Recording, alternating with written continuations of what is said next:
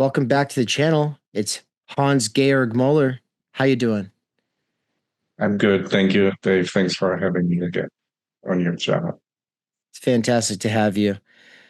I'm not going to do a big introduction for you. Everybody should already know about your channel, Carefree Wandering. We had a conversation 8 months ago.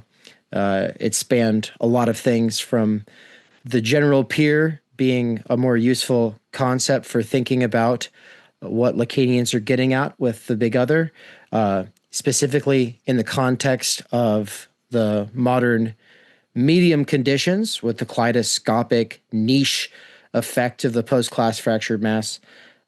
We talked a little bit about Baudrillard. We talked a lot about Luhmann, second order observation. And we're back to talk about Facebook messenger groups and comment sections. And maybe we'll even get into a little bit of stuff about the sort of paranoias that arise for people around both those groups and those comment sections, and these broader trending currents like call out culture, whisper campaigns, the kinds of hounding that happens. I guess I kind of want to open it up by saying Facebook messenger groups. I'm using that as a metonym for any group chat, but I say Facebook because I'm assuming a lot of people have probably been in one before. And there's something really weird going on in messenger groups. Seems like if there's more than two people, or at least if there's more than three people, the bystander effect kicks in a very unique way. And then the comment sections. What's the bystander effect? The bystander effect. And maybe it's not even the bystander effect, but what I'm getting at. When sociology uses the term, I think it has to do with, let's just say that somebody is getting attacked. Someone is getting mugged, and they call for help. Yes. Yeah, they call for help, and then somebody, because they didn't point someone out from the crowd, everyone in the crowd stands there, doesn't know what to do. Right. Yeah. I mean, that is like. I have this story in my mind. Okay, this is an old guy and he's no longer like physically fit, right? But I don't even remember what it was like. Yeah, it was like many years ago. It was like we had like a big typhoon here. We have these typhoons from time to time in Macau. And this was actually a big one and a deadly one. There were 10 people or so who died. And afterwards, there was a big mess. And I even like went to the beach with some of my students to do some cleanup and so forth, right? So the community people were doing stuff. But then I had this guy, but to be fair, right? He's a friend and he's like old and not physically fit. So he said, yeah, I also, I was always, with my smartphone, I was taking pictures and posting them. So he felt he did like a real contribution by by taking these pictures and posting them, right? And you see this so much, right? So it's not just that we have this like kind of passive bystander effect, like everything, and it really bothers me, right? So you see stuff like happening, whatever, like a political demonstration, for instance, right? And there are a few people like doing stuff, whatever, carrying a placard or maybe throwing stones or whatever.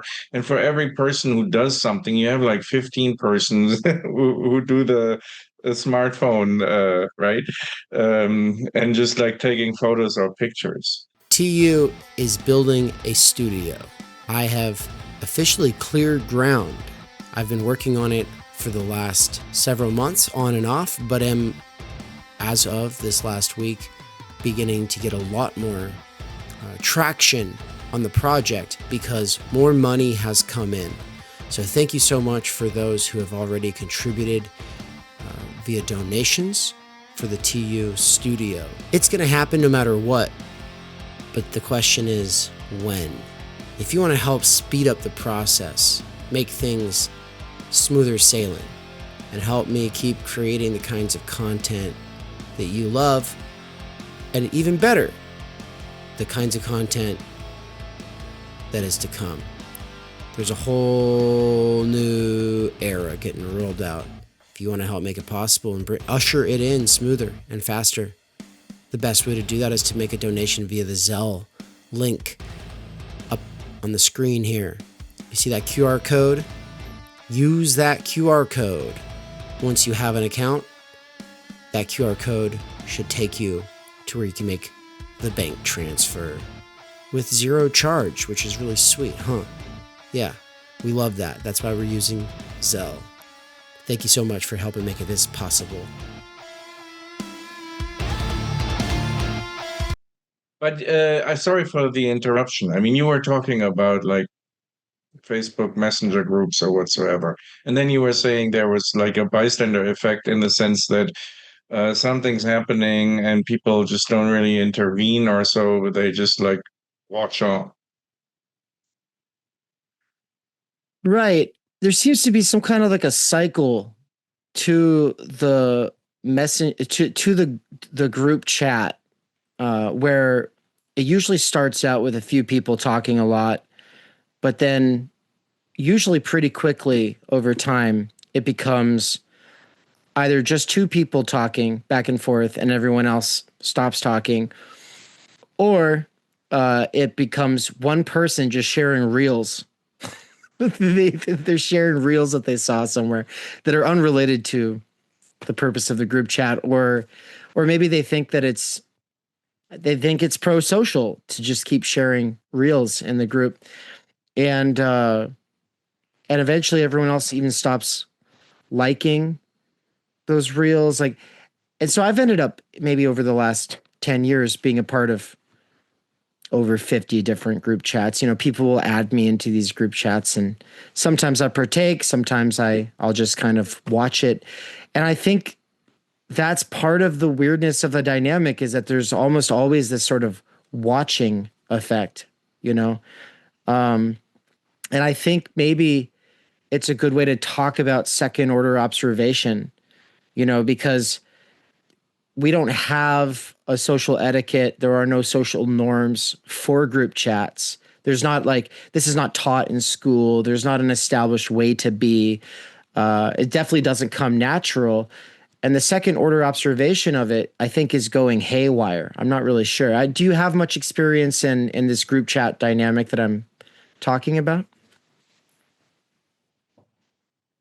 I was about to say unfortunately not, but maybe I should say fortunately not. Um, Yeah. uh, I now recently I've been, as happens to everyone. I mean, I'm also becoming increasingly part of group chats, but so far it's like three or four, and or actively maybe two, and yeah, and they're very like they are just about like a joint project, and so they're very pragmatic. It's not much really going on other than like exchanging certain messages about organizing stuff. So it's not very spectacular in any way. Um, and but I understand how important that is. I had like two conversations in the past few days about group chats, not realizing, and now it's a third, not realizing how common they actually are, and what a big part of people's social life they constitute. And both chats were with younger people, and who are used to these chats. And actually, there were also about actually one guy who is trying to develop a kind of new form of group chat, which is somehow supposed to be less second order observation. And somehow to be a Okay. more immediate, and somehow to be kind of a group chat that is a digital group chat that is somehow uh, paradoxically simulating not digital group chat. I thought that was basically the idea, right? To kind of simulate a an actual first person interaction thing. And the other one is like Discord, the person talking a lot about Discord. Actually, one of my PhD students explaining to me what Discord is. I understand that Discord is like a kind of a group chat platform. Is that correct? I've never used it, never even seen it. Don't even know what it looks like. Yeah. But I Yeah. understand I it's mean, very popular. it definitely works for group chat. It I guess it has a forum functionality as well, though that's a newer thing. And I guess what's characteristic of it for me is that it's for gamers. And so it's, you know, targeting a certain demographic. I would say a highly distractible, very immediate gratification focused. I would say instantaneity is baked into it. So I just did a lecture recently where I was juxtaposing synchronic instantaneity to the asynchronous wavelength. And so with synchronic instantaneity, it's like this, we're all here all the time, instantly communicating. And so, you know, you wake up and go to sleep and you're just constantly looking at your phone and you're always keeping up with all these different threads that all these different people are chatting in. And that's Discord. It's totally on that side. Whereas the asynchronous wavelength, that could happen with all kinds of things. But like, let's imagine people who follow your channel, they're not presumably all watching your videos at the same time. You know what I mean? So that would be a bit more asynchronous. I see. Yeah. Okay. He didn't really mention that, and that, of course, is a big thing and very important. Um, so Discord is based on synchronicity, that everyone is on there at the same time.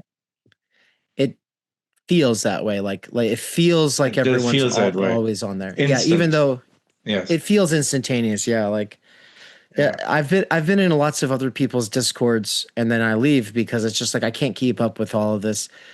I much more prefer the forum format.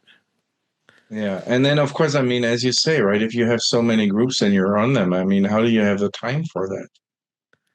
It eats up so much I time. don't know. And then also my PhD student we were talking about the addictiveness of it, right? That it's kind of very addictive. Yeah. And of course, Yeah. it's all related to the fear of missing out and these things. Right. Yeah. Yeah. The FOMO is So a that really which big relates to factor. your first, yeah, which relates to your first question about, or your first issue you brought up, that, you know, you have these bystanders, but I mean, what can you do?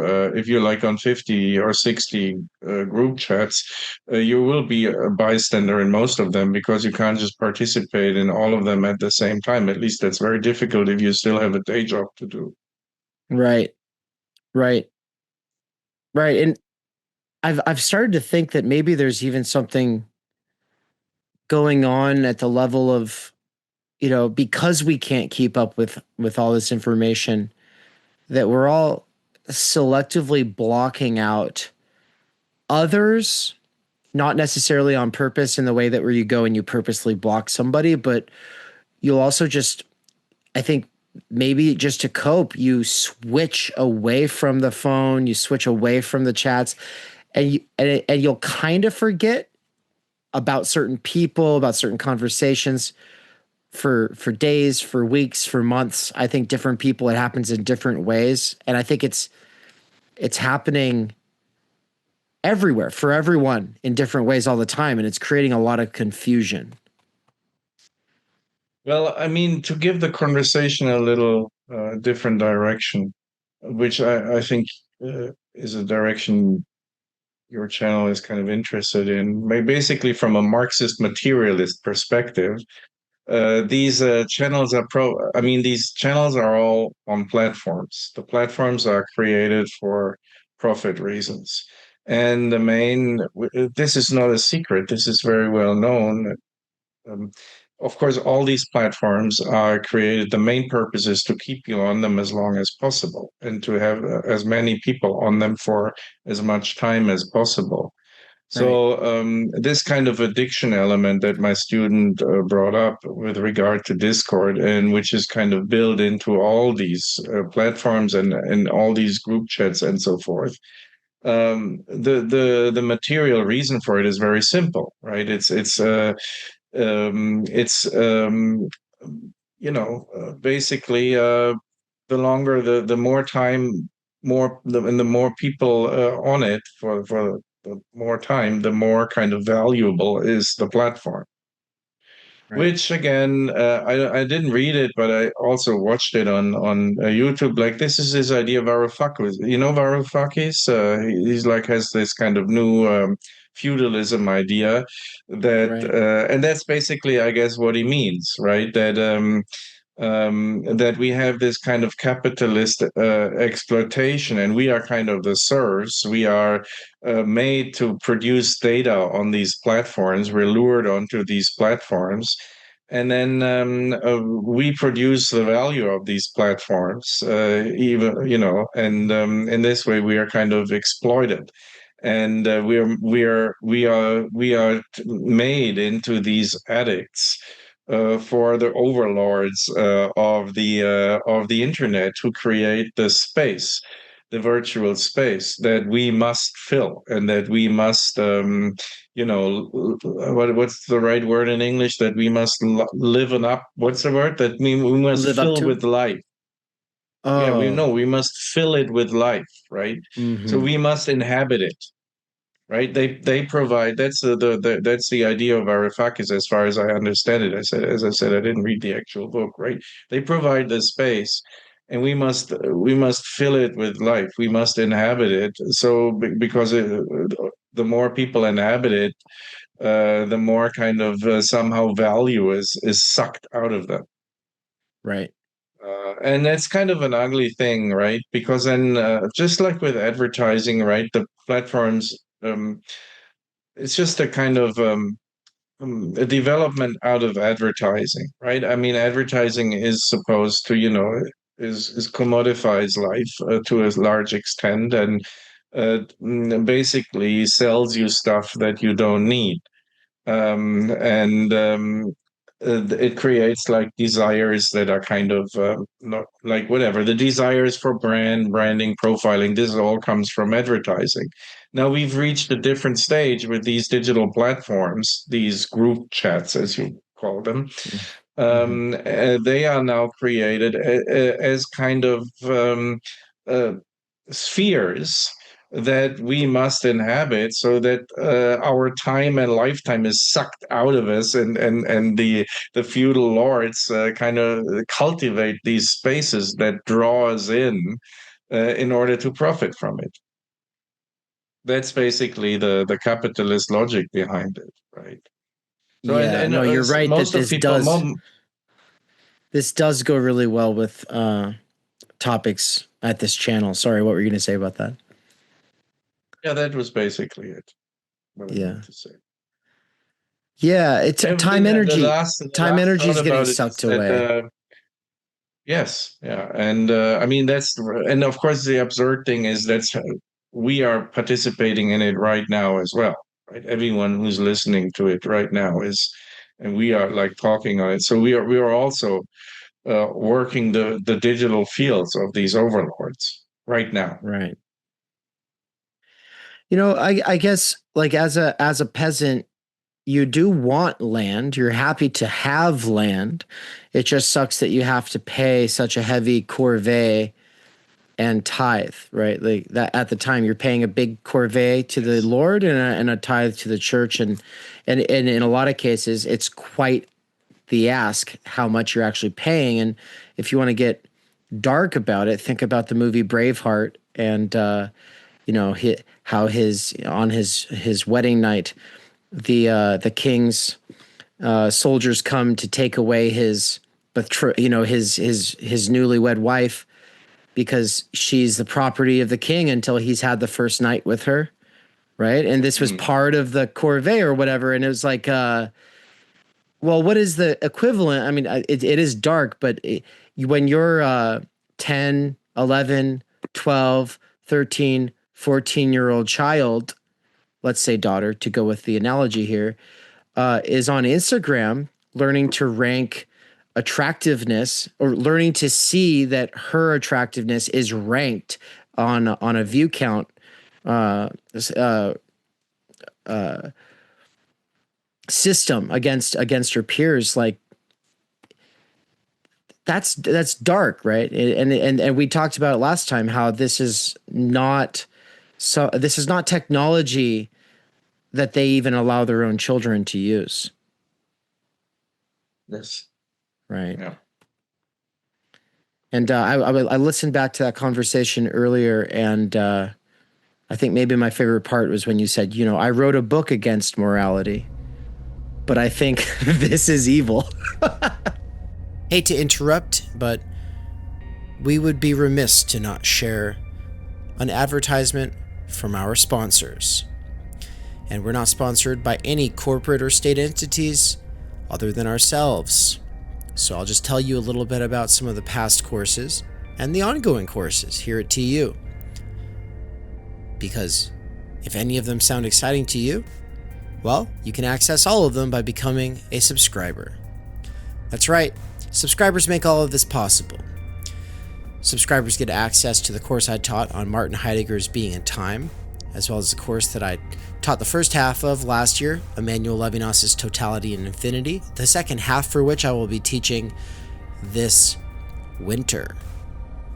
I've also taught critical media theory and critical doxology and Timenergy with my wife, Anne Snellgrove McKerracher, who is the co-host on What's Right. Also, you would get access to the course I taught at the university, 3 semesters worth, on Intro to Critical Social Theory and Socioanalysis.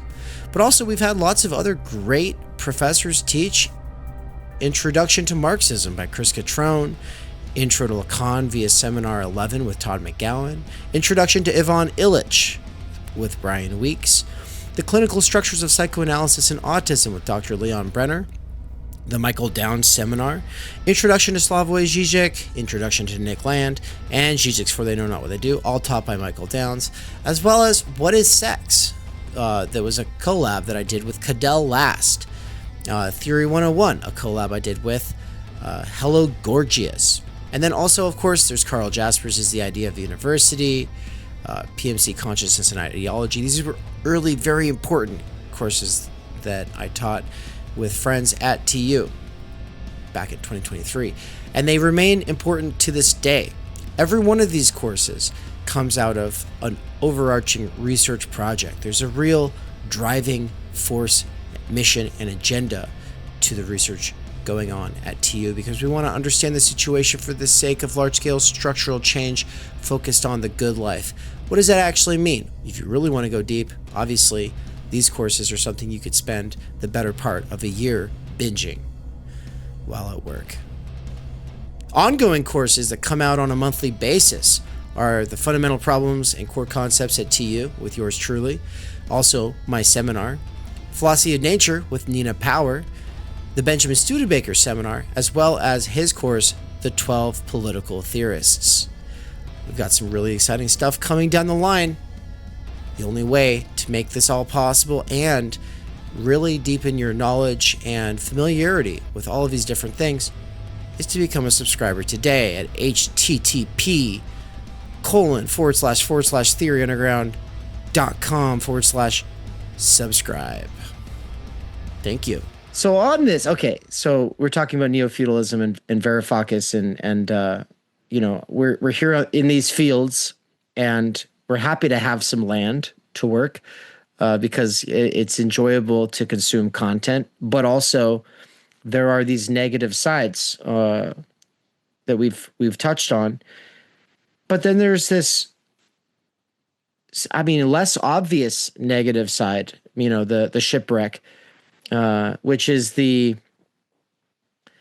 ways that etiquette and social norms break down. And so the messenger group maybe is one that you're a little less familiar with, but the one I want to turn to, I think that you're a lot more familiar with, is the comment sections, right? And so I want to ask you, have you ever thought about turning off your comment sections on your channel?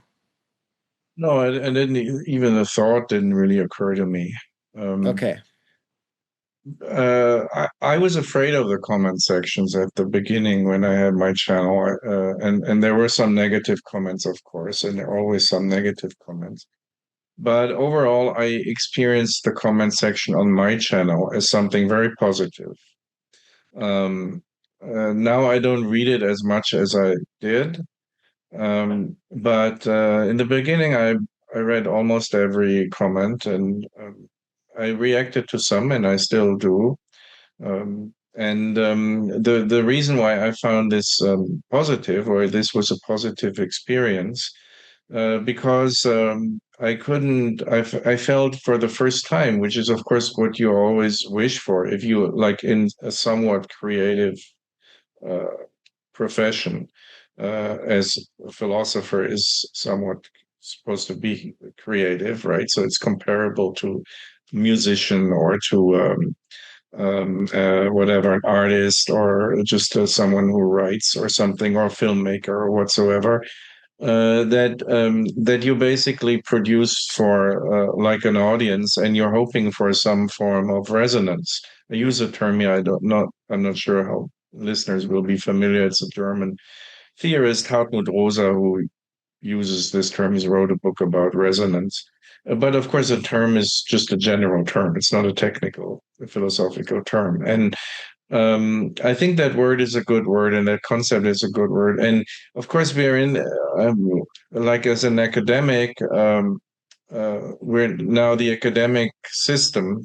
That's a Romanian allusion here, has turned into what I would call an academic industry. And so the resonance has been kind of sucked out of academia, right? And this kind of peer review process, which now most academics are stuck in, they have to write these articles for these peer review journals. And that came basically, if I just talk, right? Traditionally academics, and that was still like the time when I grew up, when I was a student, it was like this in Germany. That was basically the 19th century setup, which was still mostly lecture based, the actual physical presence. So you would have a philosopher, and mostly he, but a few women, but mostly were men. So they would lecture. And there were like 100 people in the audience. And of course, in Germany, unlike in America, universities are tuition free, right? They're public. Basically, all the universities are public. You can study forever. And then you have this professor who is not like, again, what you were suggesting we do, like do an introduction to something or so, right? The professor is presenting, professors are presenting their own philosophy, how they see the world. And they don't even write a lot of books, and they're not on media, right? And even like writing among the professors was considered as somehow selling out, right? A professor who had like a lot of publications, yeah, this was considered as, that's American style, and that really shows that they don't really have any kind of, that they're uncultured. They write too much. That shows that they're not very cultured, right? So the real philosophy was still like you imagine ancient Greece or so, right? The philosopher coming to the lecture hall, no one's talking to him, no one's asking questions or so. It's not interactive. Again, that's like an Anglo-American thing, right? The professor is going to the lecture. Everyone can attend this lecture for free. You have these students who are, and then they're full. And it's also these old lecture halls, like German universities, right? From whatever, like 200 or 300, everything is in wood and so forth. And of course, the students are also, it's like a motley crew, right? There, like we're talking about, it's still like post hippie times, it's not like a very formal thing, right? So it's a very kind of organically kind of weird scene, and this is how philosophy was still being done when I was a student, right? It's kind of hardly imaginable, but that is for me how I studied philosophy. There were no exams, nothing, right?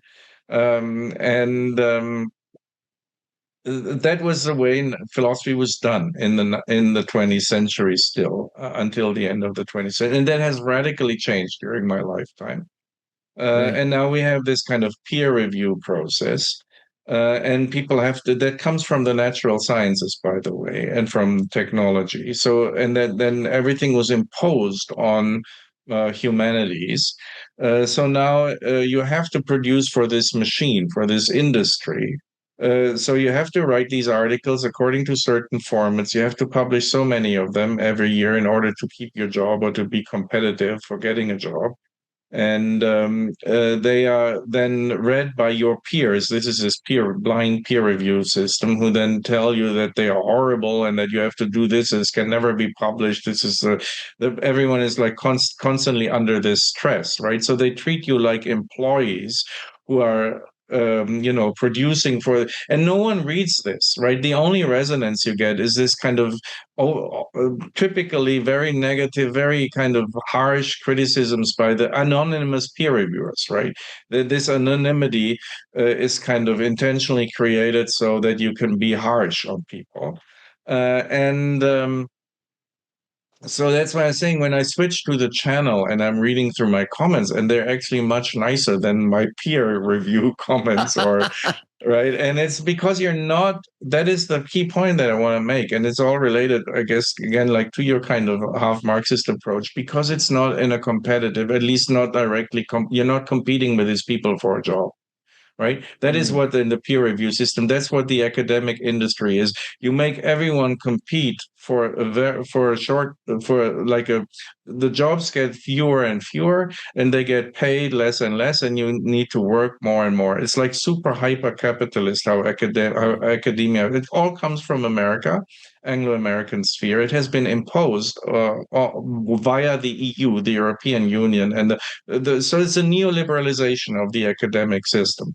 And again, long story short, what it takes away, of course, is what I call resonance, right? In this system, there is no longer resonance. The academic industry is fueled by this mutual competition of all these people who are now become like enemies of one another for the few not very well paid jobs that they all now must, like, it's like in a gladiator fight in a coliseum. That's what the and everyone is both at the same time the audience and the gladiators.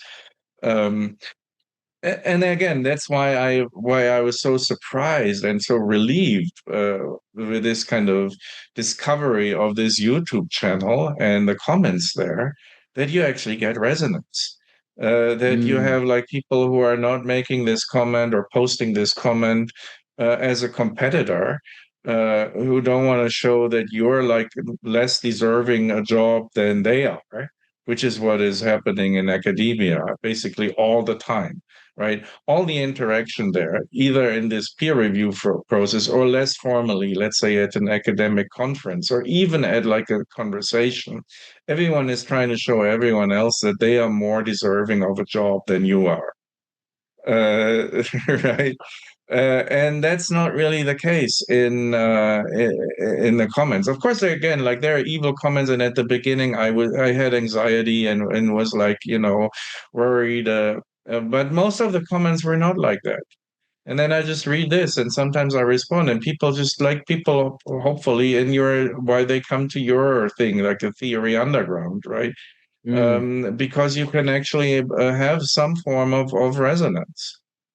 Now, if I go back to the old German system, which is a like completely pre-digitalized world, again, like this comes originally from when the university was the university, like the modern university, this humanistic university, was basically a continental European German thing that came up in the Enlightenment, right? So that goes back to the 18th century or something. And of course, that was also not like immediate resonance. As I said, you wouldn't raise a question to the professor. It's not like these cheesy American movies with of the last century with whatever Robin Williams or so, right? It's not like that, right? You don't have a direct interaction, so the resonance is not but the resonance is there, right? Because even though there is no direct interaction in this large lecture hall, right, people are listening like that's why they go there on their own. It's not for a commercial purpose. So you go there to have some form of resonance produced, to kind of have get like a philosophical inspiration or something. And of course, for the professor, it is also like the feeling of resonance, that people are actually coming to listen to you. And again, the idea is not to explain them something other right? And so the lectures were very difficult to follow. They don't try to teach you about something, another philosopher.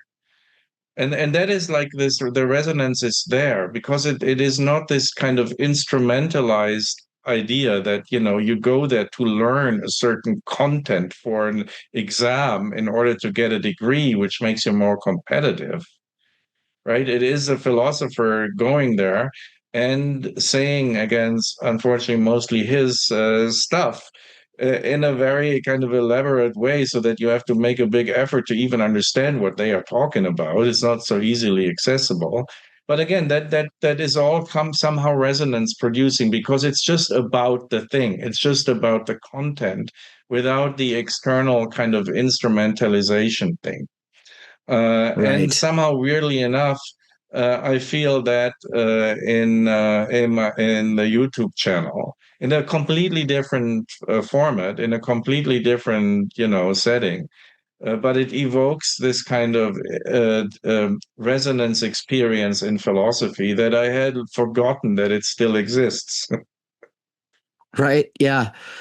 No, on this note about classic German lectures, I have this part I love from the Grundrisse, where Marx says that what distinguishes the worker from the slave in at least a very significant way is that during the good times in capitalism, the worker is able to, and this is on page 287 of the Grundrisse, he says, the worker's participation in the higher, even cultural satisfactions, the agitation of his own interests, newspaper subscriptions, attending lectures, educating his Yes. children, developing his taste. And I was, and when I think about that, it's like, yeah, I mean, that is kind of the goal here, with Theory Underground. I think it's the goal with what you're doing is, and you're calling it resonance. I've thought about it as this word edification, right?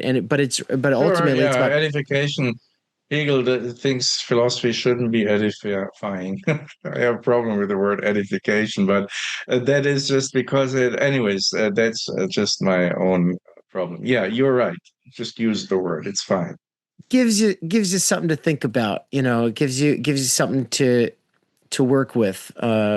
It gives you I something. mean, also Marx, right? I mean, attending lectures, they were young, again, mostly men, the young Hegelians in Berlin in the 18 whatever 40s, and that's what they were doing, right? They were attending these lectures again for free, right? And Mhm. they didn't have much money, and then they would hang out and drink and discuss and argue with one another. But that was the intellectual climate at the time, and they were not really studying, going to these lectures again for getting a degree or so.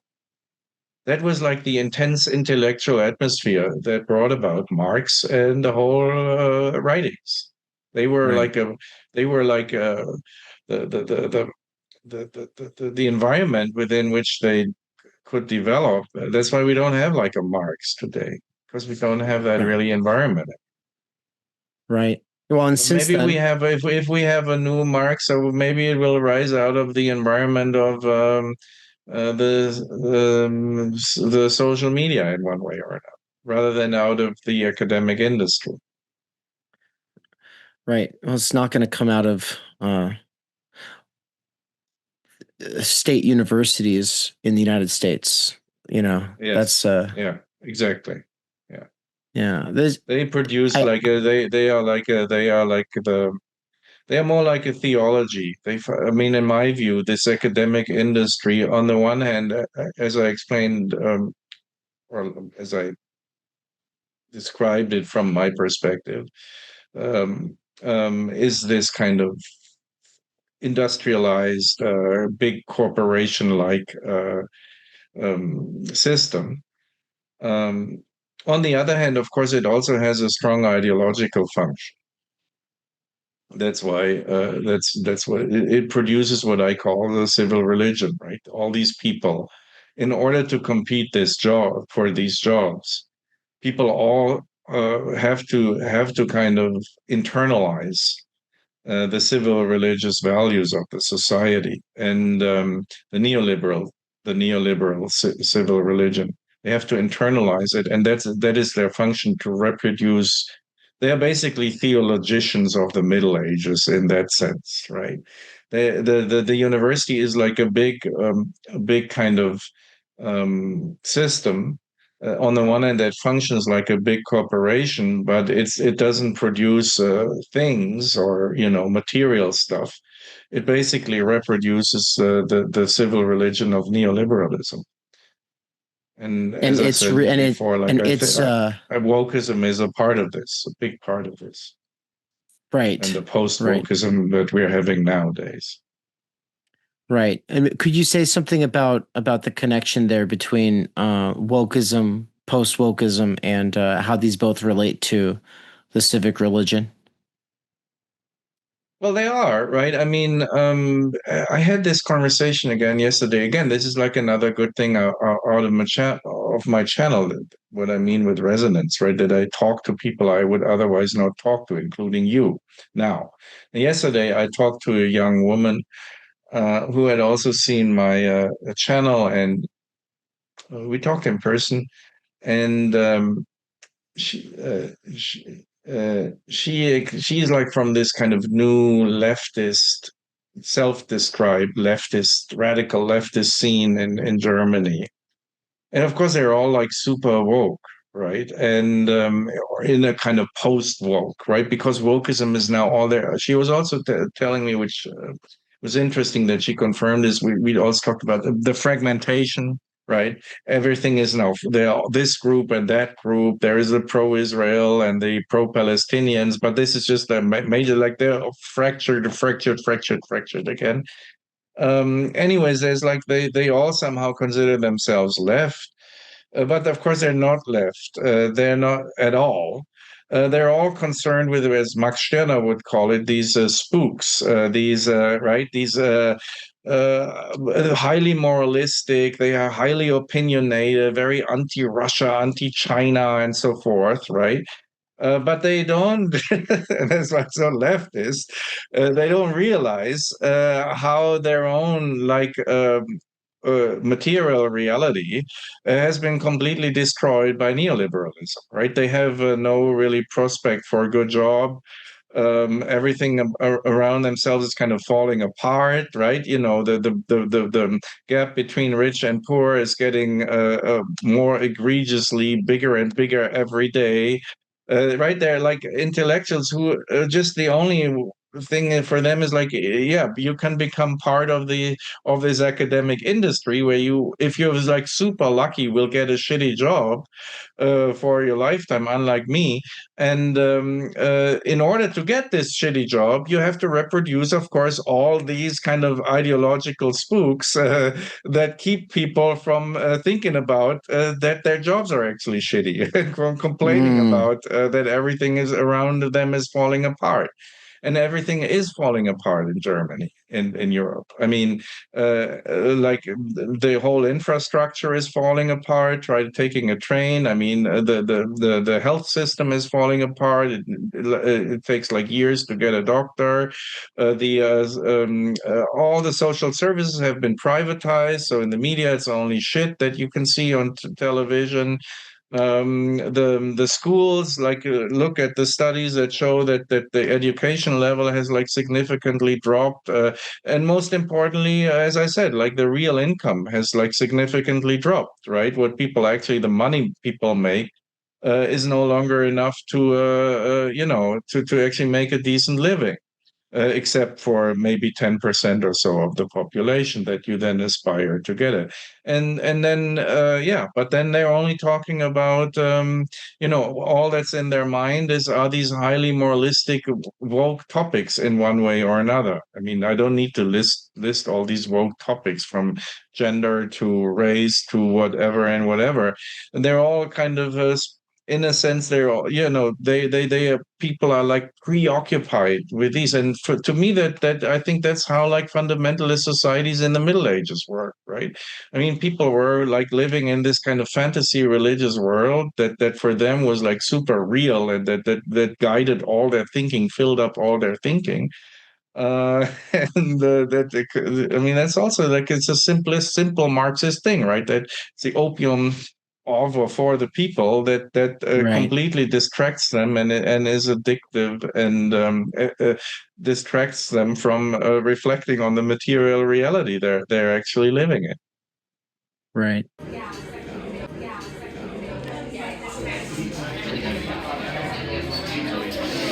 Oh, hey, Dave. What are you up to? Hello. I'm grading right now. So. Grading? Well, what's that? Oh, this? This is a G2 pen. It might be the best pen in the entire world because the price point is perfect for working class people like us. More importantly, cartridges are replaceable. The ink, it glides, but it doesn't smudge too bad. And most importantly, you can do that. And it's really fun. Whoa, that's pretty cool. We at Theory Underground are not sponsored by Pilot, nor does Pilot endorse this commercial.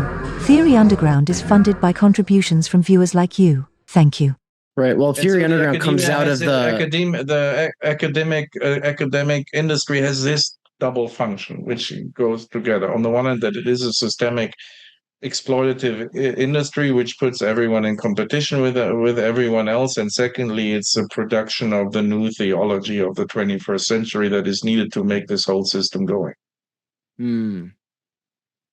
Yeah, and I see these things as going right along with one another. The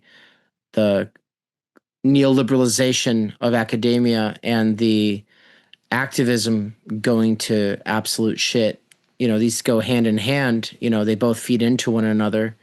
And so, the what I do with Theory Underground, and a big part of the reason that it is considered post-left in a sort of sense, which we could get into, but is because of the burnout in academia, the burnout in activism, and the burnout with trying to be an influencer in the attention economy. Like all three of these crises, I call them the three A's because it's, the attention economy, the academia, activism, all three are A's. And so these three crises all lead to their own kinds of burnout, but all of them feed into one another if you're coming from the left, right?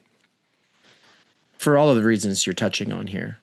And I don't think that you can do any genuine thinking or research, or at least I didn't feel like I could when I was surrounded by people who were more interested in saying the right thing than they were in understanding subject matters or the topics or themes, that are driving us, or that are pressing right now.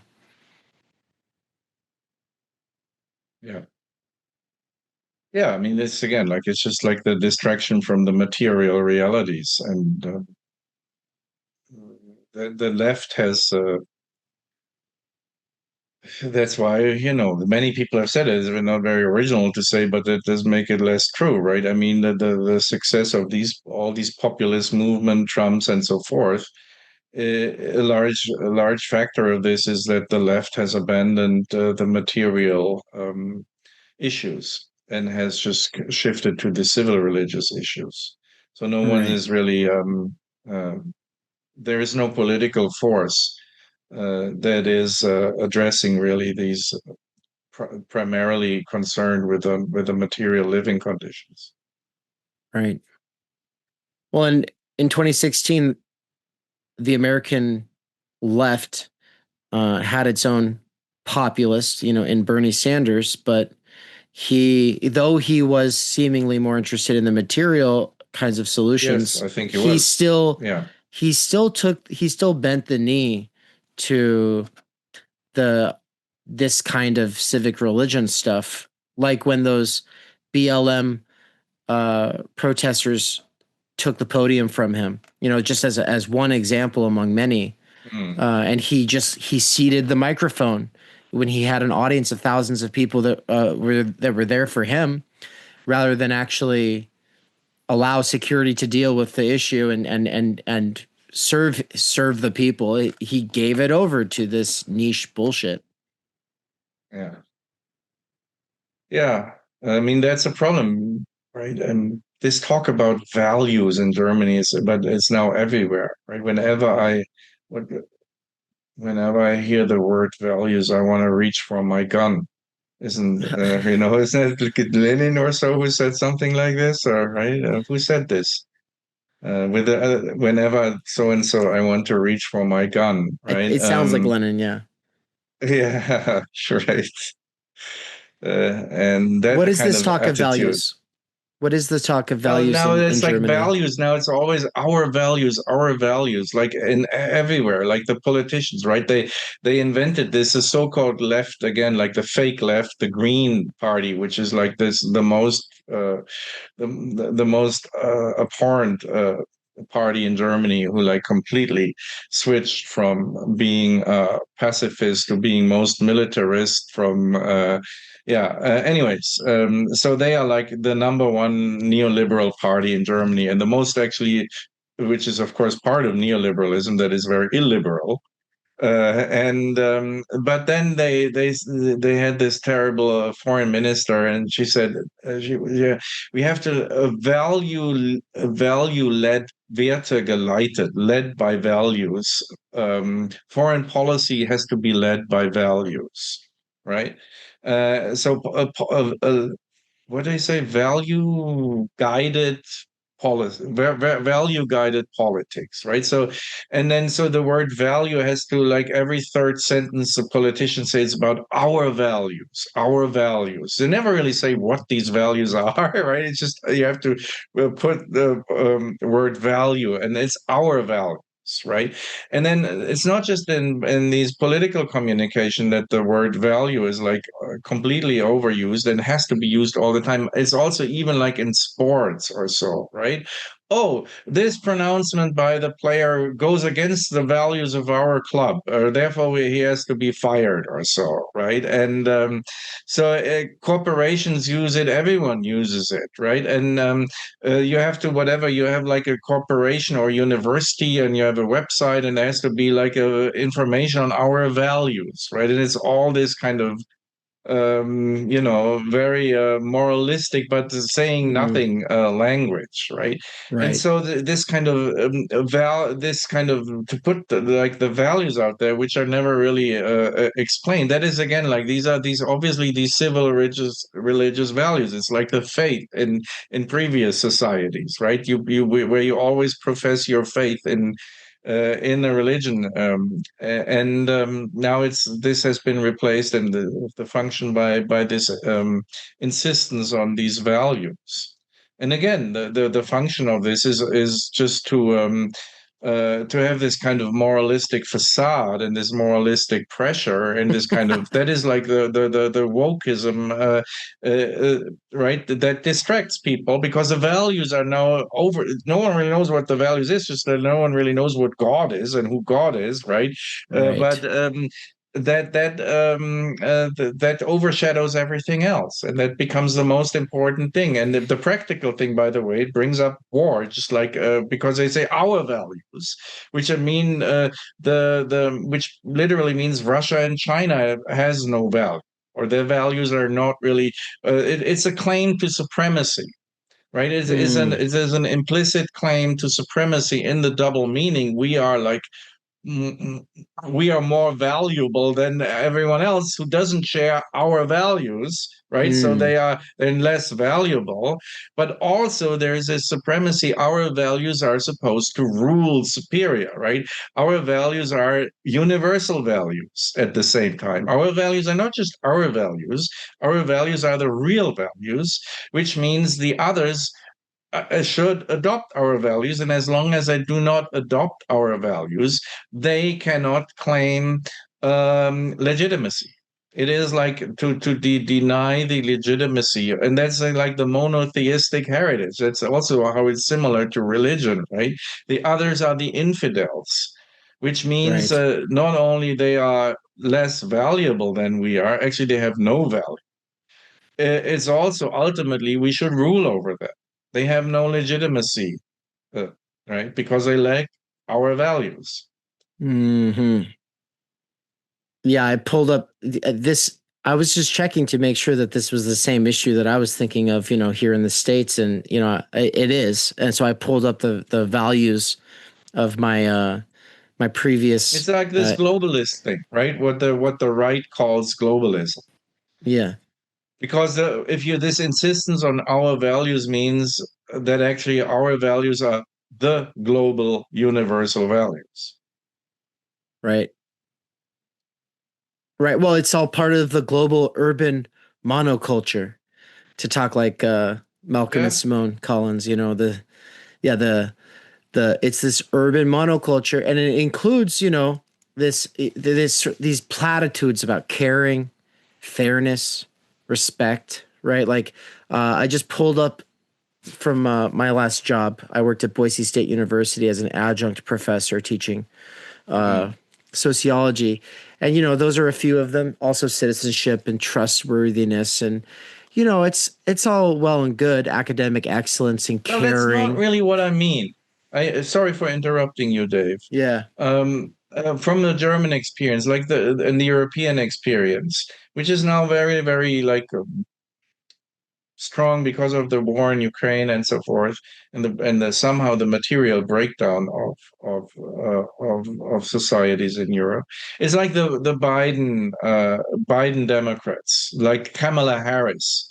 Right. And so, or Jake Sullivan or so, this is like an embodiment of this, right? That they say, no, what they mean is like these values are more like the political values, the neoliberal political values of human rights and democracy and these kind of values. That's what is what is meant. This kind of civil religion of the rules-based order, right? This is what they called it, right? The rules-based order, that is like what they mean by our values, or what I mean by what they mean by our values. Which is about more fair. This is more about fair trade than it is about diversity, equity, inclusion. It's about the superiority of the liberal democracy, neoliberal system as such. And it's not concrete, right? Again, it doesn't mean any particular form of liberal democracy. As you know, liberal democracy is very different in Germany, in America, in the UK, in India, wherever, right? It's not one form. It's very, very vague, broad. The idea is whatever, Fukuyama, the end of history, the neoliberal world order, along with the central values of democracy and individual freedom and human rights. But it all remains like very general, and in dialectical practice, it turns in the opposite, because it actually Germany has become immensely more illiberal, all in the name of defending and protecting our values, the value of liberalism. So it's neoliberalism actually becoming very illiberal, all in the name of our values. Again, it's like the Christianity medieval, right? God, about love, right? And you have to kill everyone who doesn't love God. And it's the same way, right? The Christianity, the religion of love, right? And we have to kill everyone else who doesn't adopt the religion of love. Right. Well, and now we've reached something similar. You're living in China, right? And so you're coming from Macau, and so I guess I kind of want to ask about like how much of this are you feeling, with Trump's presidency and these tariffs against China, and I know that Hillary Clinton was also on this. China's not really playing along with this rules-based order. Right. So this seemed to be a bipartisan position against China, Well, of course, that is a big part of it. I mean, the demonization of China. That has also drastically changed. Again, I was talking with this young woman yesterday about this, who also has a background in China studies.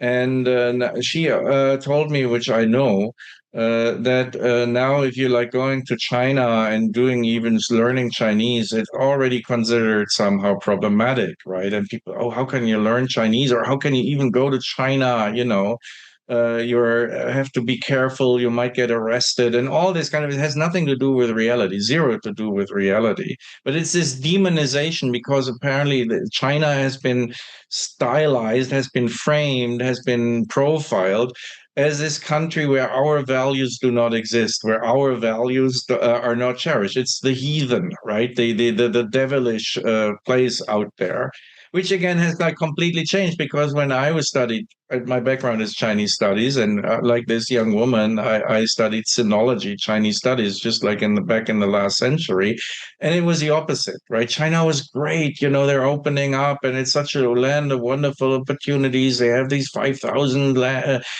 years of history, and it's such a great culture and civilization, so wonderful. You go there and study this, and now it's the opposite.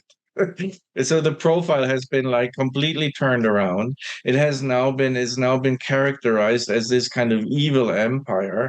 And of course, both characteristics have very little to do with the actual reality, right? The reality is very complex, and it's like a huge country, and I don't think people live less much, on an objective scale. Their life is, of course, also characterized by daily struggles, and by material concerns, and so forth and so forth. And it's not very well described with this kind of Western narrative. And this Western narrative is only this kind of boogeyman narrative, which is needed for international conflicts. It's horrible. Yeah. Yeah, it's very upsetting. It is And actually. So I'm upset here in China. Not so, there are many things you could be upset about China, and I just like last night. I don't want to talk about it, but there's like also not political. It's completely not a political thing. Just like in every society, you get like upset about certain cultural things. Whatever. Like when I'm in Germany, I perceive certain things as very German, and I hate it. It's just when you're in America, you probably perceive certain things that are very American in a negative sense, and you hate it. And of course, like if you're familiar with China, the same thing here happens too, that I perceive certain things as very Chinese, and I hate it. So I don't want, but then I don't want to say even what it is, nothing political, right? Because then I know it is racist and I shouldn't feel it, but you feel it, it's natural, it's human, right? And I'm not, and the good thing about it is actually that you don't idealize falsely whatever culture, because I romanticize it. So I don't want to idealize or romanticize China. It has lots of problems. But this kind of boogeyman picture in the Western media has very little to do with the reality, and it's used for very sinister purposes, namely for not just making war, which now with regard to Russia, and the trade war against China, and it's very ugly what is going on with this demonization of China. mm-hmm. And it goes like Yeah. deep, right? Because people they now they it's like the racism in the 19th century in the West, right? That everything having to do with China is somehow suspicious, and Chinese people are suspicious. You can't trust them, and the Chinese Communist Party is somehow behind them, and so it's completely absurd, Dave, and very upsetting. I'm really getting upset now that in all this age of wokeism, and we've been so we can't we have so many anxieties about saying the wrong thing about Americans, but saying shit about Chinese and thinking shit, that's perfectly okay. It's even like in line with wokeism, right? As a good woke person, you should be somehow racist towards Chinese, right? Because they don't share our values. Yeah, it seems like, I guess, when I was a teenager or in my younger 20s, there was no need to take a side at the level of identity with countries. everyone was against the Iraq war and Afghanistan. Like no one was for that, except for like, you know, some older people who thought, yeah, well, we got to go do something about terrorism. But from my, you know, I didn't have this experience of needing to put flags in my bio. That seems new to me, and that's concerning.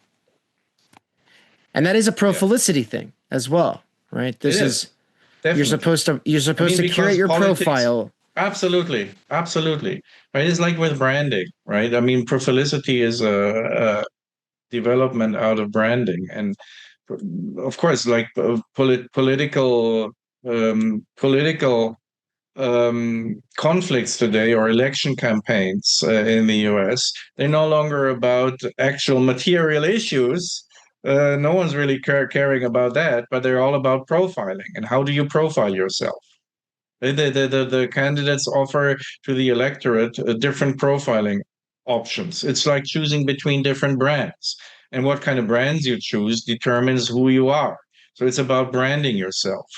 The political contests in America and in all liberal democracies have become concepts, have become contents between different brands, and when people vote or when people identify with a party, they do it out of self-profiling. It's a form of self-profiling.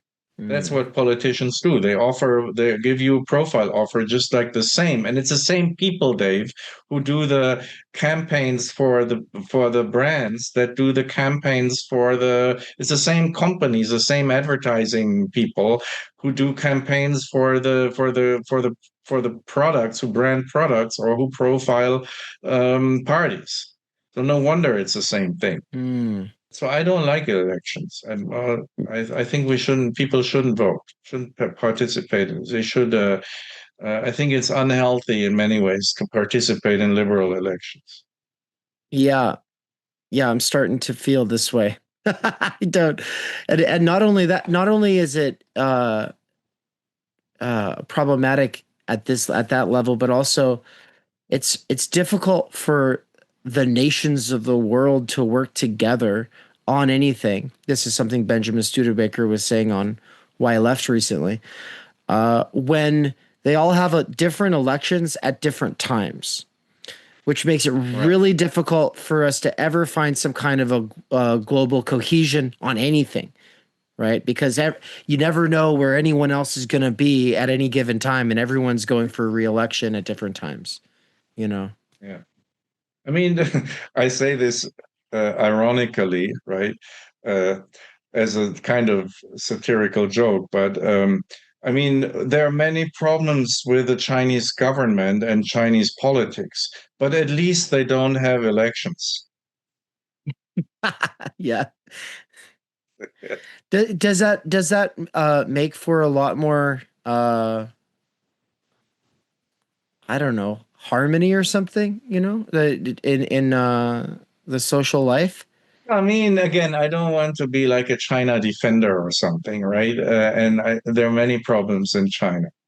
But still, like this kind of approach to politics should at least be better understood. The Communist Party, which is of China, which is completely demonized in the West, as we know, which I think is, there should be a much more complex understanding of it. But as a start, it has 100 million members. 100 million members are in the Communist Party. So this idea that it's just simply an autocratic system where like a small clique of party members suppresses everyone else has nothing to do with reality. The party it's an absolute mass organization, and 100 million of people are to various degrees actively involved in the party. Right. And of course, the party is indeed everywhere, like not in Macau is different, but in the mainland China, like all the universities, right, they're actually run by the party. But that isn't necessarily something like evil, right? It's just like, they're managing things and so forth. And it's not like more or less oppressive than corporate government. And it actually the party as an organization in practice Again, I'm not judging this, but it functions by allowing a lot of people, again, like 100 million people, participation. It's not the case from a practical perspective that Chinese politics are less participatory than Western liberal democracies. In a way, the Chinese politics, as they practically function without judgment here, are actually more participatory than, for instance, American politics, because it allows 100 million people through party membership, right? It's not a hermetic organization, it's the opposite of a hermetic organization. It is portrayed in the West. Everyone is welcome to become a party member, especially if they're socially productive, right?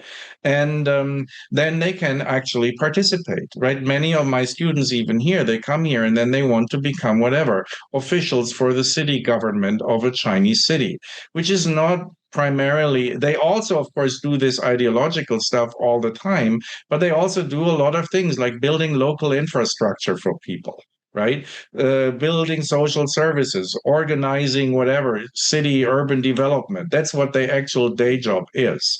And they're actually quite good at it because the infrastructure, the public infrastructure, is amazingly effective in China compared to basically most every other place in the world, no matter if Germany or India or the United States. They are very effective at having like it's a people's party, right? And the legitimacy doesn't come from elections, but their legitimacy comes from doing their job effectively. That's where their legitimacy comes from, right? That they actually make society somehow functioning. And again, it is very participatory, more participatory than in American politics, where you need to go, where those who are participate, you need to be a fucking billionaire. Right, right. So again, I don't want to idealize. There are many problems with this system, but at least they don't have elections. At They're least actually they don't caring have about elections. their legitimacy comes not from providing a profile or profile options. Their legitimacy comes from that's why in my view, listen to this, Dave. I think the Chinese Communist Party actually actually the last party, even though they're completely promoting capitalism and functioning in a capitalist structure. At the same time, they are Marxist in the sense that they are actually first and foremost taking care of the material living conditions. That's what they are concerned with. Unlike Western liberal politics, they gain their legitimacy from improving the material living conditions of the people, which everyone in the world admits they lifted 500 million people out of poverty in 20 or 30 years. This is where their legitimacy comes from. And that's why they do it. And again, it's not they in the sense of 100 or 50 people. It's in the sense of they in the sense of 100 million people who are members of this party.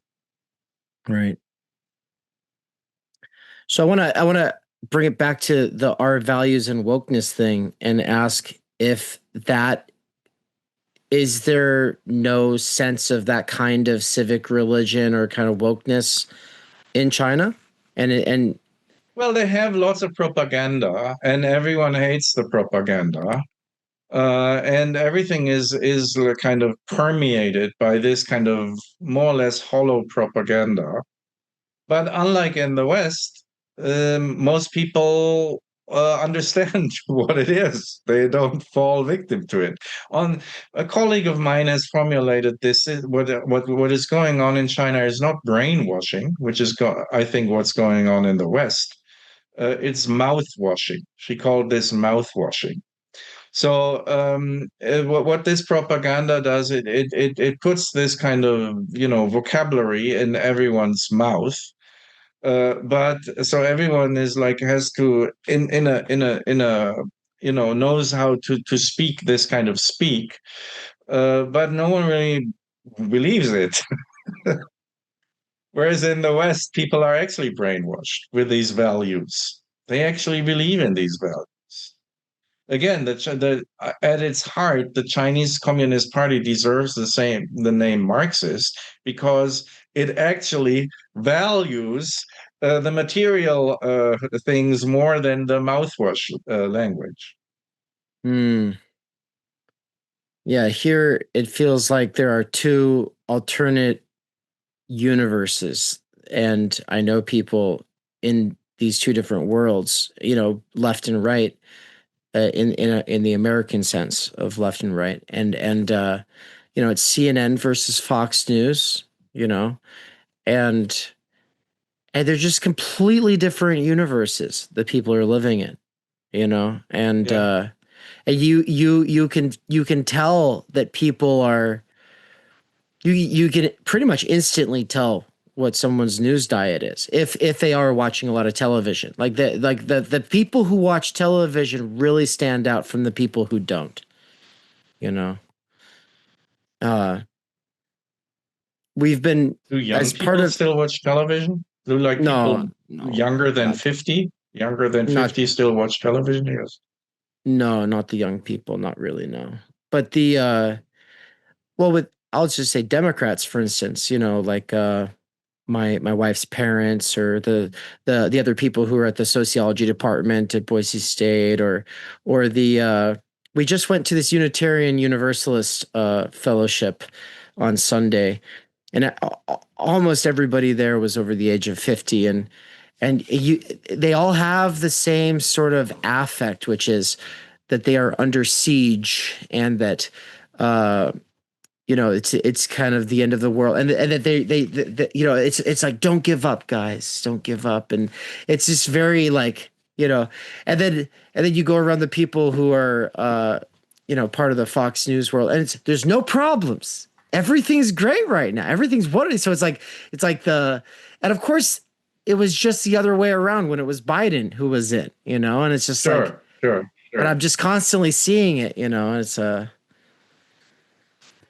But I mean, isn't that so? On the one hand, we have the old people, like 60 plus, who are still watching television and who are like split between the Democrats and the Republicans in the US. But then, as we said earlier, like the young people, and again, also like this conversation with this young lady from yesterday is still reverberating in my head.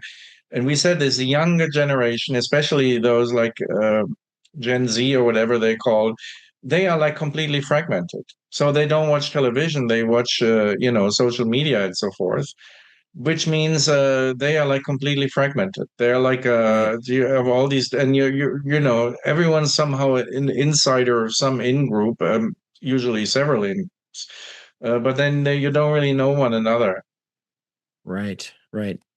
Yeah, this is where the PCFM thesis is what, it really resonates with everyone at TU, the post-class fractured mass, is why we're in the niches, is how I'll put it, Yes. Yes. And Everyone's it's almost in a niche. and this is part of why Several. we've been going to churches. We've been going to churches to kind of break out of our own online niches and just be around different people who we disagree with, but just to kind of The churches are also niches, especially in America. I mean, this you fragmented it up. You like started like this kind of came from Europe, of course, this kind of Protestantism where everyone has their own little church rather than the one organized church. But even in Germany, I don't know if Americans know this. Of course, the Catholic Church is very centralized, right? Is one Catholic Church, basically.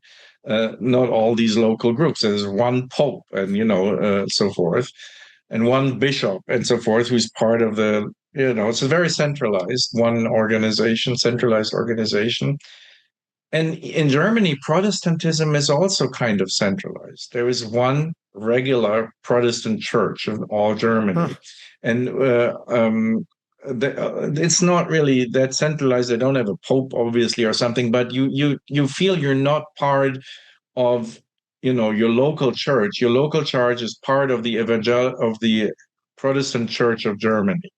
And if you like what as a kid, I grew up in a Protestant as a Protestant, and then half of the kids are Catholic, the other half of the kids are Protestant, and that's just fine. That it is there these two churches. But really, the bad thing for us was these like American we call them Sekten, like sects, right? This approach to religion for us was like really something very dangerous and weird and crazy, right? That these Americans, they don't have like a central church. They all have their local fragmented niche churches, and they all tend to be like super crazy. And so that's really like Catholic is fine, right? But for us as German Protestants, the most weird thing is American Protestantism, evangelical, this kind of approach to religion. So that's an interesting thing because, like, we grew up in a culture where we perceived American religiosity as very much fundamentalist, but also specifically consisting of all these crazy niche groups. Yeah. Cults. Yeah. We No, call they it are. Sekten. The proper translation is cults. So American religiosity is basically a large collection of small cults. That's Yeah. was the image of American religiosity that I grew up with in Germany, and it's very Yeah. dangerous. Yeah.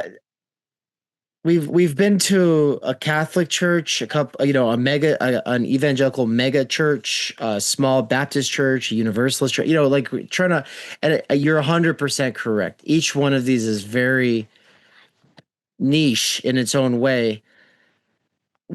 Some of them manage to maintain some kind of intergenerationality, whereas other ones, it seems like they're only serving a generational slice. That's a very interesting thing that we're seeing, right? But I guess I want to, maybe before we close out, just ask you a question about belief, because that's one of the things that we're finding is so characteristic of a lot of the American churches, is that belief seems to be the most important thing, and it's always like with the evangelicals, it's always, do you believe that Jesus is the Son and that he died and that he forgave your sins, right? It's always these three things, that he rose again, that you're forgiven. And I think these get called by John Caputo the, confession theology, the confession-based theology. Where I guess it's interesting because I guess I'm wondering about how that fits into the sincerity, authenticity, profilicity schema. Is that a focus on authenticity as opposed to sincerity? And is that a shift that comes with modernity? Yes and no. First, I mean, this focus on belief in one God, and then this whole kind of narrative, belief, faith, content based religion is actually, it took me a long time to understand this, is not the norm for religion. It's just a Abrahamic religion, and especially Christianity peculiarity. In China, it doesn't really make much sense to ask what you believe. It's more like what you practice. It's like, which sports do you do or so, right? Do you play football or do you play baseball or so, right? It's not like, right? It's not, you don't believe in football or baseball. You play the one or the other. And so many religions function much more like this. And also, like, by the way, the Christianity as it is popular in some places here in Asia, many, through the missionaries, it's not so much the faith or the belief that attracts people, also does, but it's much more the community thing, right? And then that's really what is important. And that is like much more like a different approach to religious practice. So this idea that really belief is central rather than certain practices and community, for instance, that is a very unique Western thing. And that doesn't really have something to do with sincerity or authenticity or profilicity yet. But it comes very importantly in play.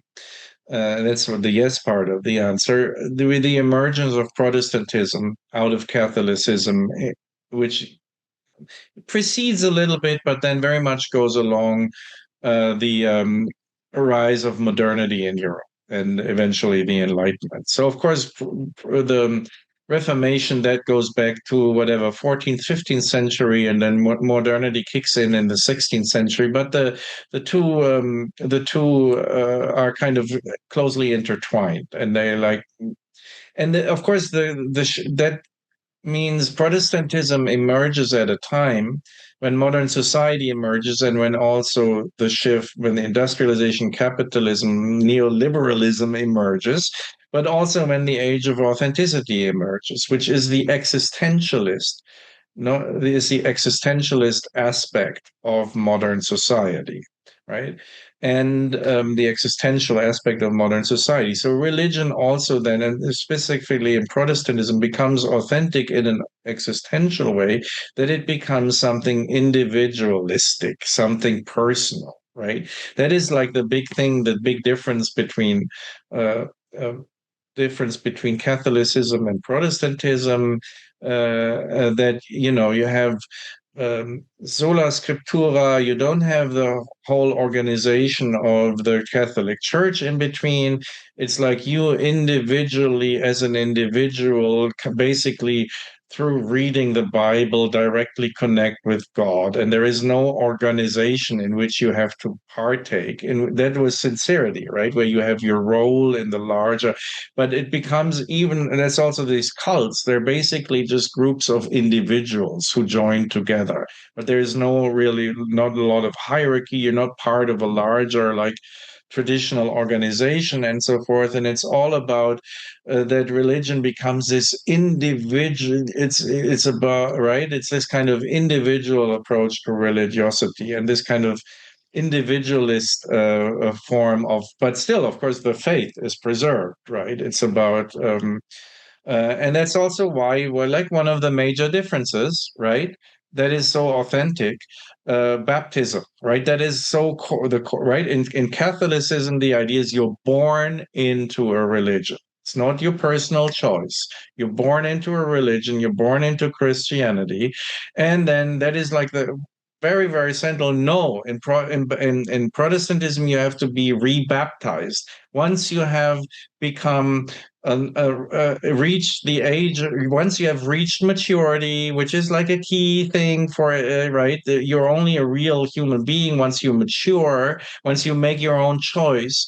And then out of your own choice, you have to be rebaptized. You have to say, I now confirm that you have to be reborn into, right? That's what the reborn, that's Protestantism. That the single individual makes an authentic decision out of free choice that is the core difference between Protestantism and Catholicism, and that is the core difference between sincerity and authenticity, right? And for Catholicism, that makes no sense, the whole thing. And of course, the Protestants reject this idea that you're born into a religion, because then your religiosity is inauthentic, and you have to authentically embrace the religion.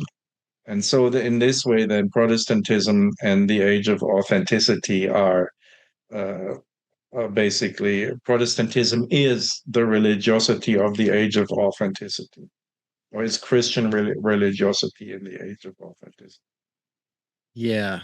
Yeah, that makes a lot of sense. And yeah, I've been thinking a lot of, I think I was thinking about this before I started going to these churches, just to kind of refresh my memory of what these places are like, because I've been so out of the loops of all these different kinds of spaces. But it's become especially important recently, because I think the left has become a sort of confessional space as well, where it's not about, do you care about these material results, people working fewer hours and having more money or what have you. It's do you believe a trans woman is a woman, though? Like that, now that's important. It's like, yes. What are we talking about? What are we talking about? It's like, are you a Holocaust denier? Are you a climate change denier? Are you a trans denier? It's like, what is this? What is this epistemological checklist? Yes. Yeah. And that's civil religion. Yeah. You have to believe. Now you have to believe these things. It comes out of Protestantism. Civil religion is born out of Protestantism, precisely of what you just described. It's a secular form of this confessional, this confessionalism. Okay, well, I think we're just about at time. I just want to say Yes. thank you so much for joining, and you've given me a lot to think about. And everybody, make sure to check out Moeller's channel, Carefree Wandering. Thank you so much. This was Thank you, great. Jay. Yeah. All right. Have a good one. Subscribers get access to all past courses at Theory Underground, as well as ongoing courses taught by David McKerracher, Benjamin Studebaker, and Nina Power. Subscribers also get access to monthly research seminars, and the higher tiers of involvement unlock discussions and one-on-one small group tutelage. So if you're like me and you're never a huge bookish kind of person, but somewhere along the way you got really into listening to educational materials, if you got really into listening to podcasts and then books at work, if you love going deep into ideas, but you're just not a traditional bookish kind of person, well, this is where the alliance between people like us and people who are more bookish and specialized are able to meet to work through these things and do so in defense of the human, in defense of our dignity, in defense of our common humanity and our intellectual integrity. This is not a place where we're going to kick you out because you're pro-life or pro-choice, or where you are an atheist or a agnostic or a Christian. But it is a place where you're expected to love one another regardless of such things, and to show up for people in your actual IRL real life communities regardless of such things. And if that is exciting for you, and if you're excited to learn about what this approach, this method, this school of thought has to offer, then I'm excited to meet you. Subscribe today.